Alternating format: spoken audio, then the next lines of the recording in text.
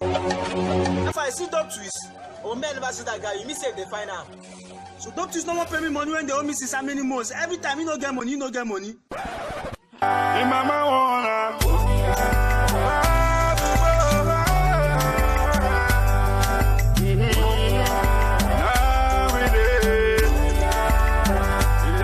Say if I catch am, wetin I go do am?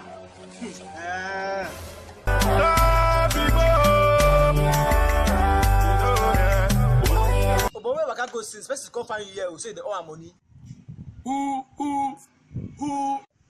What?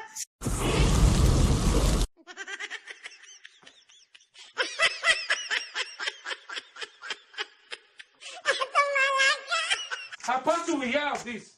That's not where this. Where are you from? You know you can be prosecuted for that. Child. What? You know you can be prosecuted for that. Child. Jesus! Oh my God.